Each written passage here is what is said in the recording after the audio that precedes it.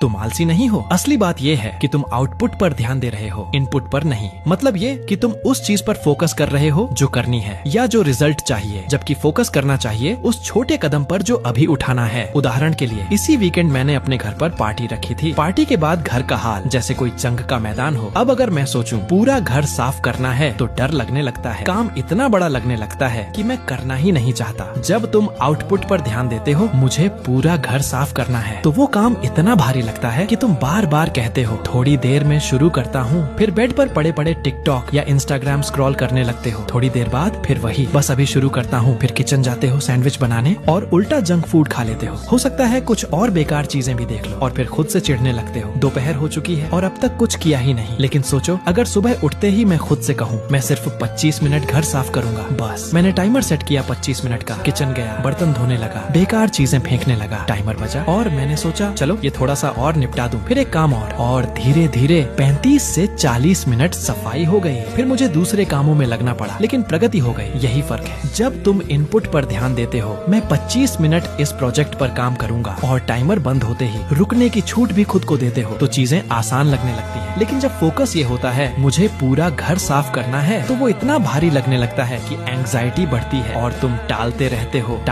हो। क्यों? क्योंकि फोकस गलत जगह था, आउटपुट पर, इनपुट पर नहीं। तुम्हारी जिंदगी का करीब 70% हिस्सा रोज की दोहराई जाने वाली चीजों से बना होता है, तुम्हारी डेली हैबिट से। और कमाल ये है कि अगर तुम सिर्फ कुछ जरूरी आदतों पर ध्यान देने लगो, तो थोड़े ही समय में तुम्हें अपने मूड, अपने शरीर और अपनी जिंदगी की दिशा में बदलाव नजर आने लगता है। क्योंकि रोज तुम एक ही टॉपिक पर, एक ही टावर पर फोकस कर रहे होते हो और फिर तुम सुधार करते हो, थोड़ा थोड़ा, लगातार।